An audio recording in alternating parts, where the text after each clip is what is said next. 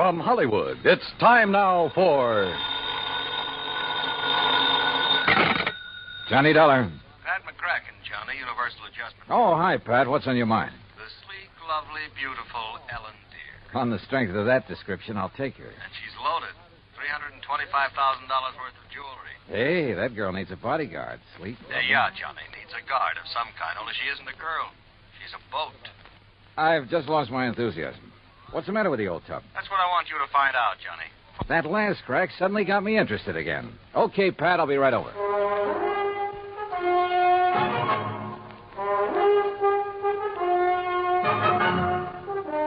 Bob Bailey in the exciting adventures of the man with the action-packed expense account. America's fabulous freelance insurance investigator. Yours truly, Johnny Dollar.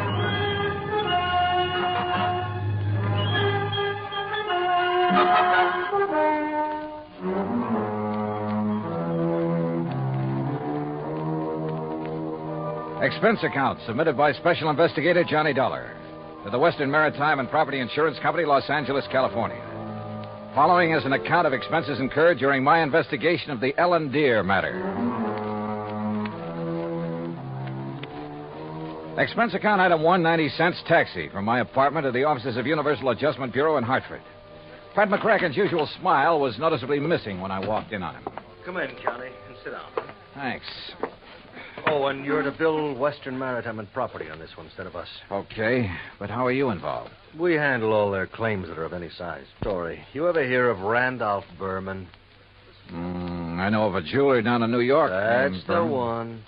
And if you know him, Johnny, you've been putting too much gravy in your expense account. I said no of him.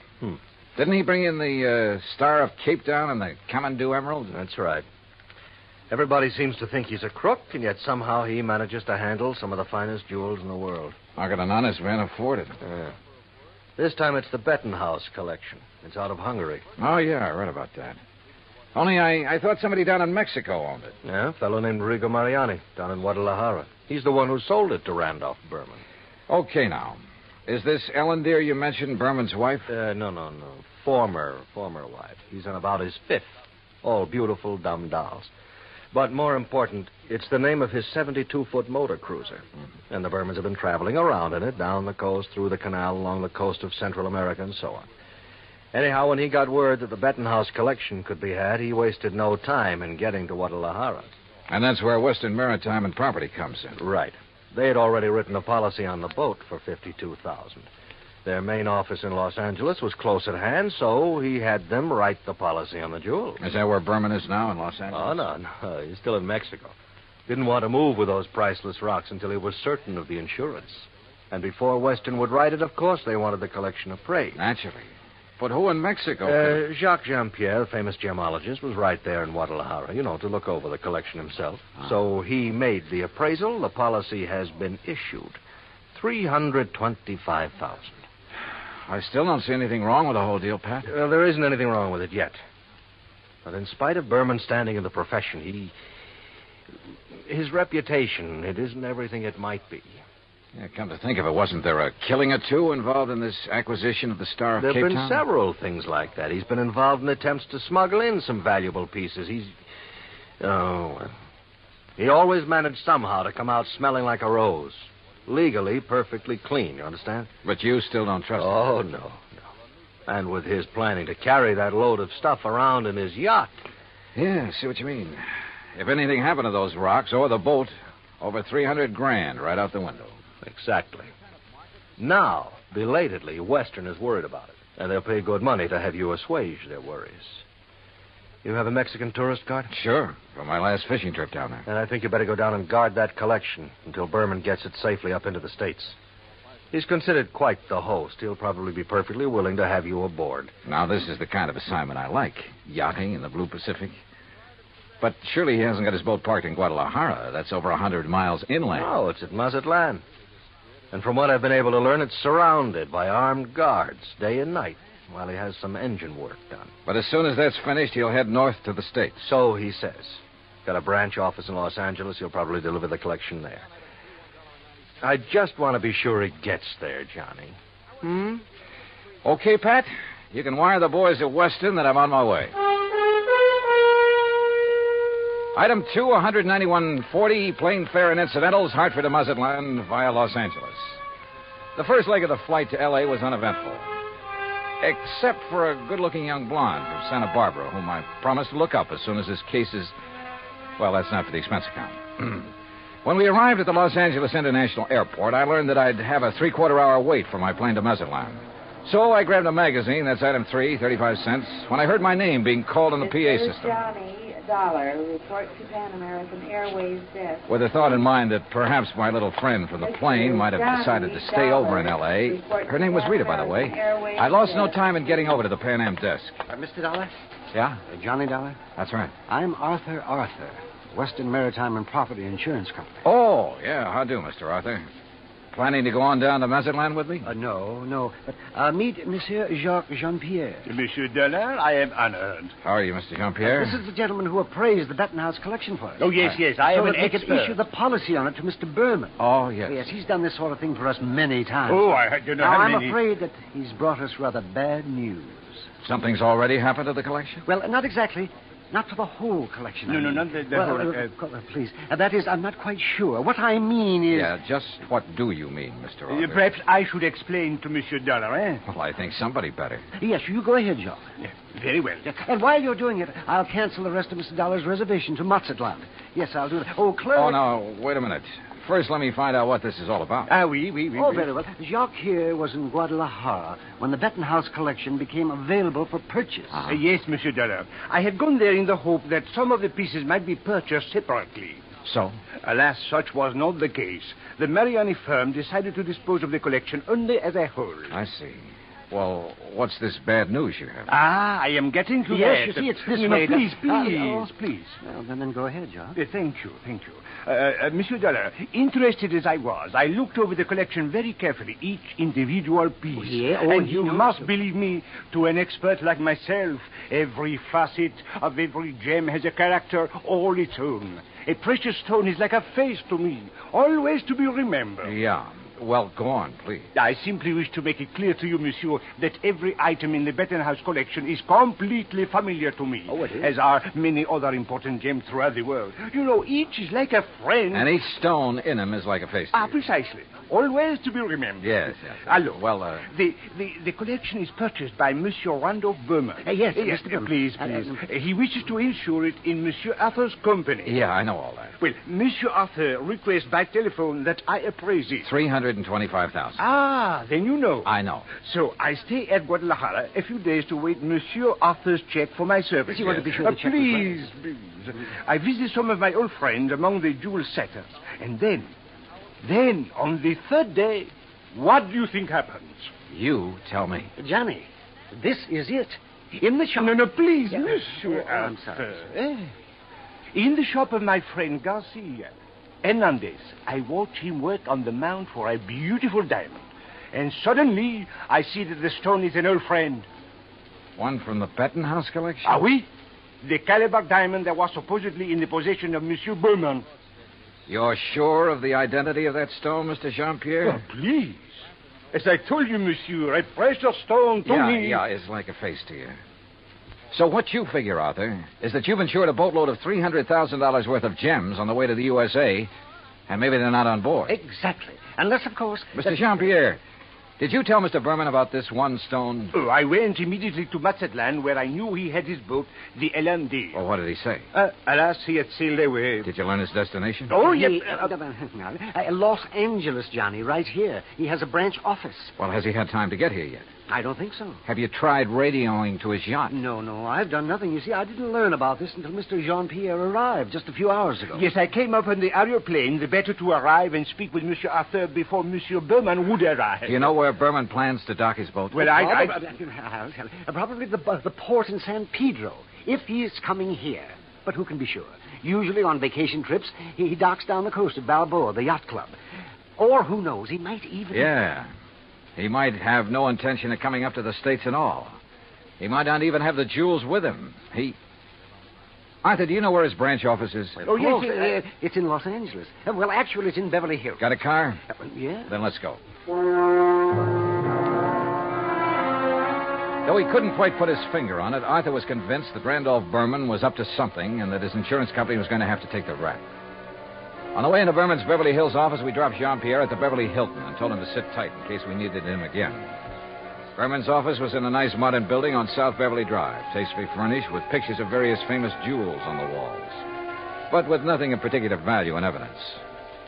However, I did notice that one wall held a built-in vault big enough for a reasonably sized bank.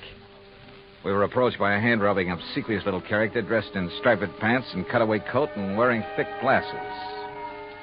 Good morning, gentlemen. Is there any way I may be of service to you? Yeah, I think there is. Are you the... Mr. Arthur, forgive me. I didn't recognize you for a moment. Mr. Corello, this is Mr. Johnny Dollar. Hi. How do you do? Is there something I may show you, Mr. Dollar? Some little bauble, perhaps, for a charming lady? Well, not at the moment, Mr. Corello. Oh, Mr. Arthur, there's no reason to mail this to you. Let me see now. Oh, yes, here it is. Here is a request for slight revision of the policy on the Bettenhouse collection. Oh? What's this? Well, the wire was sent by Mr. Berman just before he embarked for Massabland. I was going to put it into letter form to be more What's proper, it say? but... Well, now here, I'll read this. Please request Arthur revise Bettenhouse policy. Exclude Calabar diamonds. Value $4,000, which I have sold private party in Guadalajara. Oh, well, we kind of guessed wrong, didn't we, Johnny? Mr. Corello. Yes. Has Mr. Berman wired you whether he's coming here? Oh, of course he is, with that collection. When? When is he going to arrive? Now, his lovely yacht, the Ellendeer, should reach San Pedro Harbor late tonight. But that's what he wired me, and I intend to meet him there. Then I'm sure you won't mind if I go with you. Oh? Mr. Dollar is a special investigator. Investigator? Well, actually, I'm here just to help Mr. Berman protect that collection. Oh, excellent. Then you can arrange for the police escort. Yes, and alert the harbor police to guard the Ellendeer, as Mr. Berman requested. Did he request that? Oh, indeed. But apparently he hasn't been worried about anything happening to the collection while he's at sea. At sea? Oh, surely you don't mean pirates or anything like that in this modern day and age. You know something? At this point, I'm not quite sure what I mean, or even why I'm here. Well, of course. Well, of course, what, Arthur? Oh, excuse me while I answer that. Well, I mean... Berman Jewels. That is... What? Well, at least I'll feel better when the stuff is here in the vault. Wait a minute. Oh, no. Corello at the phone paled visibly, then gasped and clutched the back of a chair for support as he listened on the phone. His jaw dropped, his eyes widened, and he shook his head once or twice in horrified disbelief. Finally, slowly, he hung up and came unsteadily toward us. Mr. Corello. Yeah, what is it, Mr. Corello? The Coast Guard. Yes? They said the Ellendeer, the yacht. Yes? Sunk. What? In 600 feet of water. In the outer channel.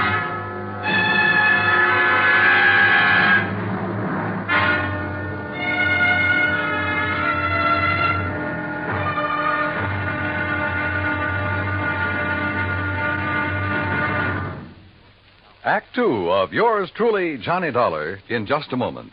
Now, Act Two of yours truly, Johnny Dollar, and the Ellendeer matter.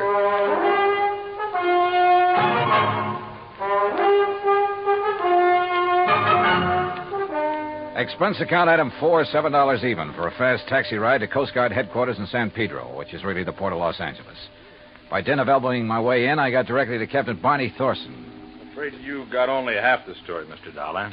All I know, Captain, is that the Ellendeer went down in some 600 feet of water in the outer channel. Total loss. That's correct.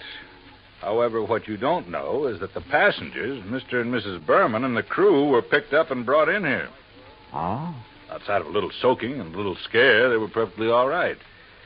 You see, the Ellendeer had apparently had some engine trouble before she left Massaplan. Yes, so I understand. Mexican authorities, with whom we fully cooperate, notified us we'd better keep an eye out for her. So when she reached the channel, we weren't surprised to get a radio call from her asking us to stand by that Universal joint was kicking up. Is that what happened? By the time one of our cutters got within hailing distance, she was on the way down. That propeller shaft had whipped loose, torn through the hull, and the Ellendeer was sinking fast. Ask me, that boat was overpowered, Dolly. How do you mean? Well, it must have been, because sheer torque tore the whole engine loose from its mountings. And it plowed through the bottom along with everything else on board that was heavy. There was a big safe, for instance, anchored amidships. There was a what? A safe, a small, heavy steel vault. Yeah, I know. That went down, too? Yeah, with the engine. It was all our boys could do to keep the owner from diving over after it. It was crying like a baby. You'd think he'd had the crown jewels in it. Maybe you're not too wrong at that. What? Not the crown jewels, perhaps, but a collection worth something over $300,000. Now, what about salvage?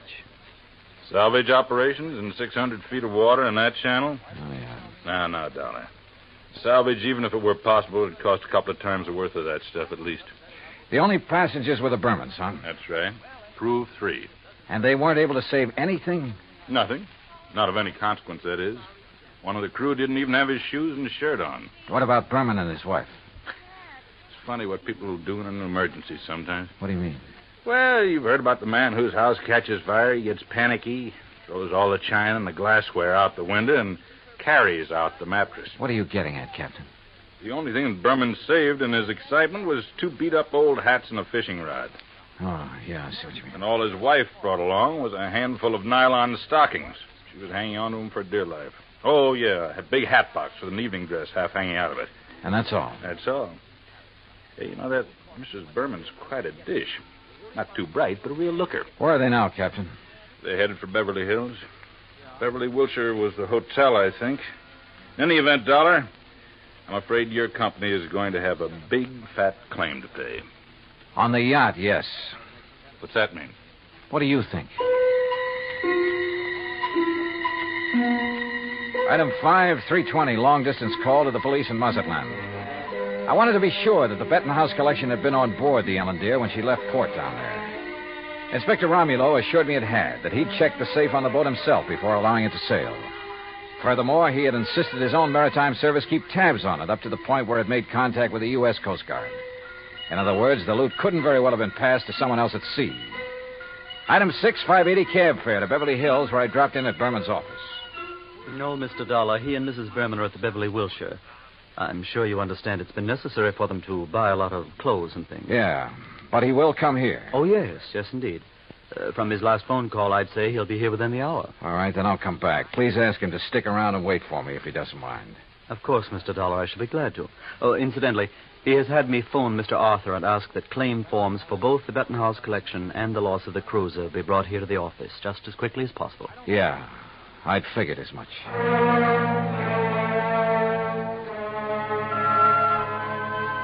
Berman wasn't wasting any time. Oh, I know there still wasn't any concrete evidence that Berman was trying to pull a fast one.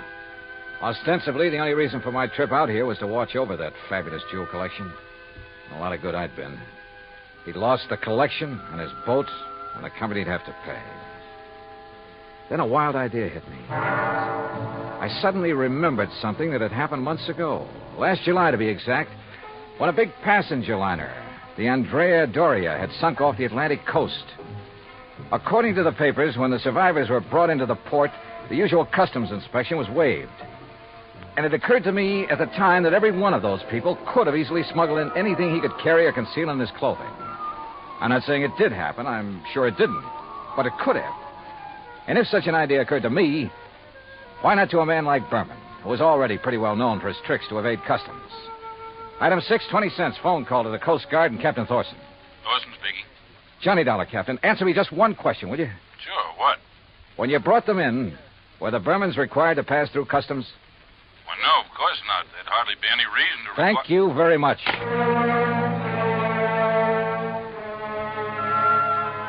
Item 7, 10 cents, another call. This time to Arthur at Western Maritime and Property Insurance. You caught me in the nick of time, Johnny. I was just walking out the door. On your way to Berman's office? Why, yes. With a handful of claims forms? Yes. Now listen, get there as fast as you can. Get there ahead of him. What? So that you can see if he brings anything into the office, like the Bettenhouse collection. What? Though I doubt if he'd be that foolish. Foolish or not, how could he, Johnny? That collection, unfortunately, is at the bottom of the ocean. Listen to me. Keep him there. Maybe on the pretext of having to wait for me. Any reason you can think of. I'm afraid I don't understand. Just hold him until I get there, understand? Very well, Johnny. But what are you going to do? Arthur, I may have to break in and rob a hotel room. I went out and stationed myself across the street from the Beverly Wilshire. 5 minutes later, I saw Randolph Berman walk out the front door and head east on Wilshire Boulevard in the direction of his office on Beverly Drive. I waited a few minutes to make sure he didn't turn back, then entered the hotel. At the desk, I learned the number of Berman's suite on the 9th floor. Break in, it would have taken a battering ram. So I tried knocking.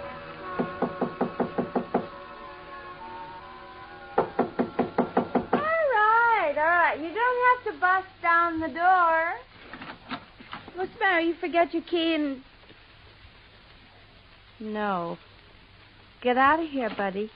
Randy said not to let anybody in. He's out buying us clothes. Oh, he'd tell you to let me in, baby. Hey, who are you? Hernandez sent me up here from Guadalajara. Oh, well, then come in. Oh, you are in? Yeah. Well, have a drink then. No, thanks. A girl's entitled to a couple of drinks after that dousing in the ocean, and you might as well... What about Hernandez? Your husband sold him the wrong stone from that collection. Sold? Oh, he gave it to him. Oh, then you know about it. Well, sure.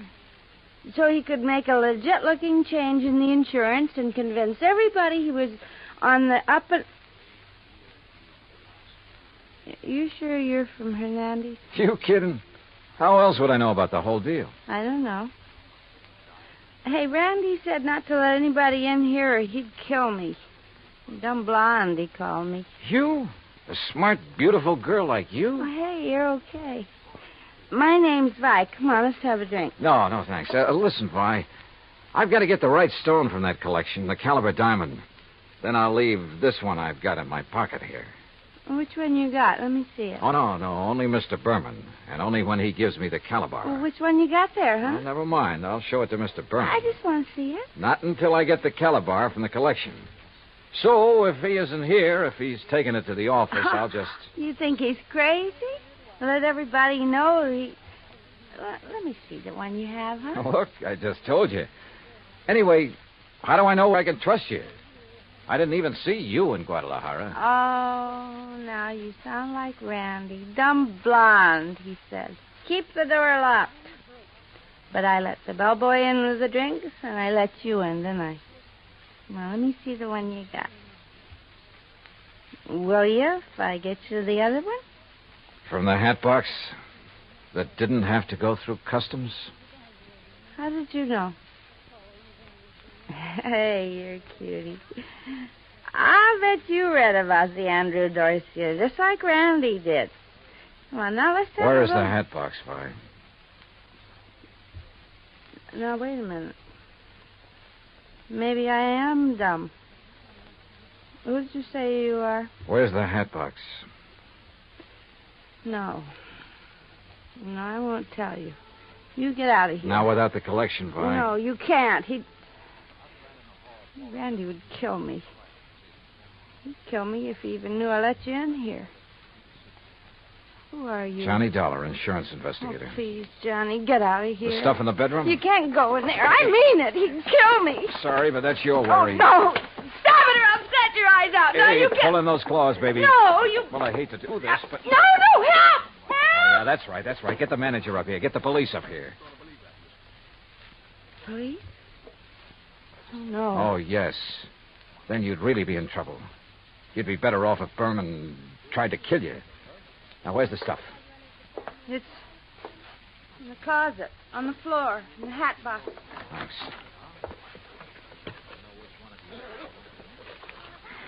Well. Just a handful, but worth a fortune. Well. Oh, now, wait a minute, girl. Put down that bottle. I gotta stop you. He'd kill me, don't you understand? Just for letting you in here. You don't know him. Look, baby, you're in this thing deep enough as it is. Don't try to make it any worse for yourself. But when he finds out that I... Listen. Yeah, he's come back. And I open up. Get my hands full. What'll I do? Where'll I go? Right here, behind this closet door. Quick. Johnny, Just Doc. stay there. Hang on to that bottle and think over what I told you about getting in deeper. Hi, where'd you get these drinks? You let somebody in here. Bellboy? Why, you half-witted bird brain, I told you. Who are you? The name is Dollar, Mr. Berman. Insurance, Dick? I just dropped by to pick up the Bettenhouse collection. Put it down, Dollar. I'm a good shot with this thing. Yeah. And it wouldn't be the first time you killed over a handful of jewelry, would it? That's right. Won't be the last. But you'll never know about it. Now, where's Vi? How should I know? She let you in here? I'll murder that dizzy blonde. That dizzy blonde is a lot smarter than you think. Where is she? What do you mean? By helping me, she has a chance of getting out of this mess you've involved her in, of getting out clean. That dirty two-timing... Dollar, I'm going to kill you. You'd even like to involve her in that, too, wouldn't you? Thanks for the idea. I'll make it look like she killed you. Oh, no, you...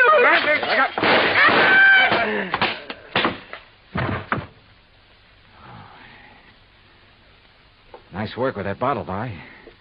Well, he missed you. Please, you won't let him... No, don't worry, baby. He won't bother anybody.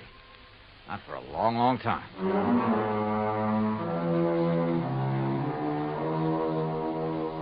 Item 8, $245 even. Incidentals during a couple of days of relaxation under the California sun and transportation back to Hartford. Expense account total, $453.95. Remarks? By way of getting off as easily as possible, Vi sang like a canary, and incidentally cleared up a couple of other of his shady deals. Result? By the time his prison term runs out, he'll be too long dead to collect the insurance on his yacht. End of remarks, end of report. Yours truly, Johnny Dollar.